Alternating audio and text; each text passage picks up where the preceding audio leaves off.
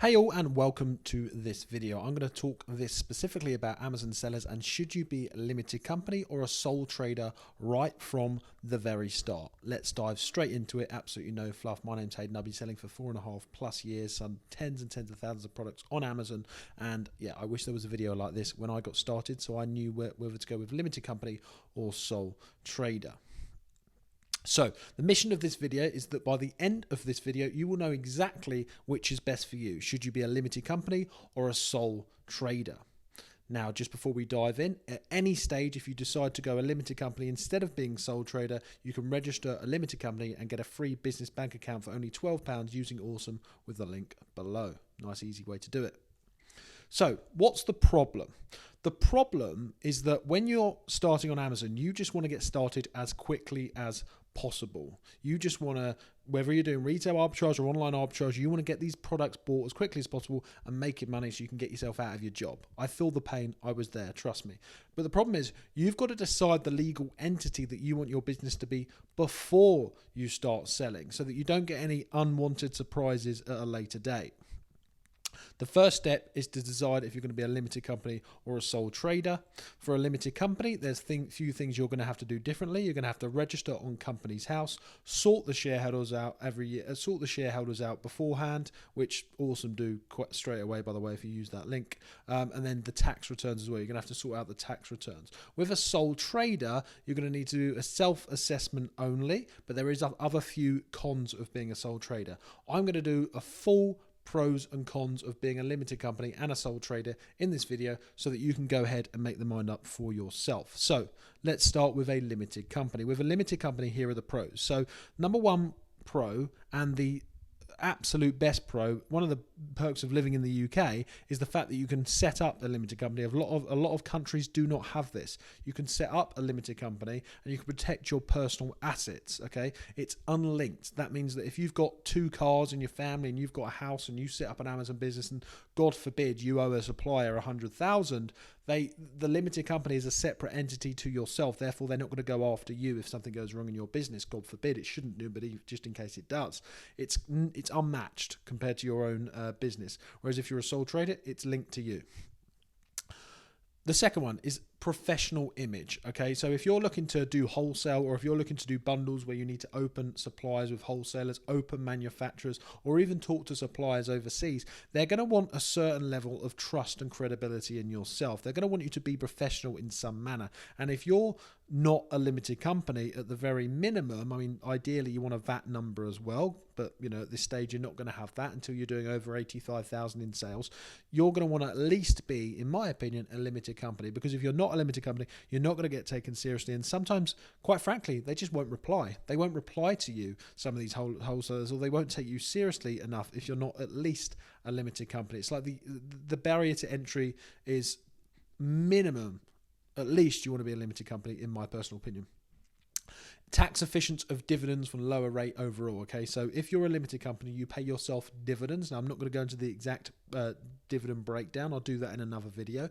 But paying yourself dividends is one of the most tax efficient ways that you can do this, especially below the, I think it's 51,000 and something else. As I say, I'm not going to go into the exacts here. But if you pay yourself dividends from a limited company, it's the most tax efficient way to pay yourself. Now, you still do have to pay corporation tax like everyone does, but rather than paying straight into a sole trader account, straight into your personal account, it's going to be much more tax efficient. So let's look at some of the cons of running a limited company. So some of the cons is that there's slightly more paperwork. I'm not going to lie, there's slightly more paperwork, and what comes with more paperwork is more cost. There is slightly more cost to running a limited company, but if you're doing over, say, below 7,000 per year anyway, you're going to be on what's called a mini accounting package if you use most accountants. So they're not going to be charging you much more than, say, £50 a month anyway. When you're doing over 7,000 or 7,500, whatever it is, they're probably going to put you on what's called a main package, and that means there's going to be slightly more cost, probably between £100 to £200 per month. But look, this is kind of the cost of doing business, guys. You know, you don't actually, I wouldn't let that worry you too much, because you don't have to get an accountant for about maybe 7 or 8, 9 months into your business anyway, if you're worried about that cost. So yeah, there's slightly more costs. Now let's look at some pros to being a sole trader. Now, a couple of pros is for being a sole trader is that you can start trading straight away. Okay, so rather when you're setting up a limited company, you're going to have to wait just a couple of days for the limited company to set up. Make sure you've got your ducks in a row, but it's only a couple of days. And then you've got the slightly lower costs as well. So there is that small £12 to set up the limited company using that link, which, you know, let's be honest, guys, it's not a lot, okay, but there is slightly there.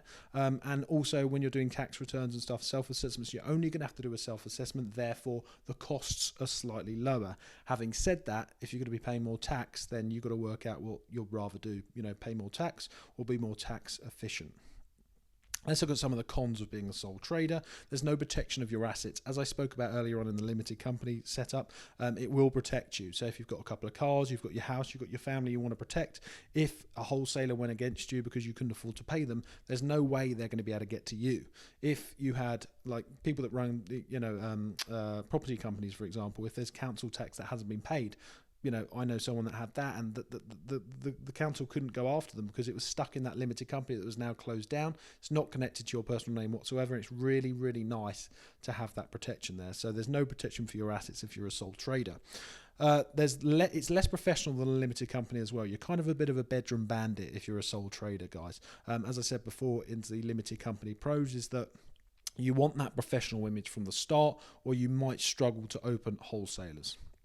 And then the other thing is the risk of paying more tax. As I said, the most tax efficient way absolutely in the UK is to be paying yourself dividends. So when you do start to make profit, which hopefully won't be too long, you need to be able to pay yourself in the most tax efficient ways. Now, I will do a full breakdown video on this soon, how you can pay yourself the most tax efficiently from your Amazon business, but you want to be paying yourself in dividends and then a small salary ideally, and you just can't do that from corporation tax. It all goes through yourself. Let's do a quick summary here, guys. So look, if you want to take this seriously from the start, I would personally go over limited company. Now, the reasons I've just mentioned above, but not only them reasons, I have heard a couple of horror stories in the past. So where someone that I used to be in a mastermind that I personally used to be a part of, they actually started as a limited company. Now 11, 12, 13 months into their business, when they started doing pretty well, which I hope all of you watching will do as well, they decided to tell Amazon, they decided to switch into a limited company and then tell Amazon that they wanted to switch their account to a sole trader to a limited company.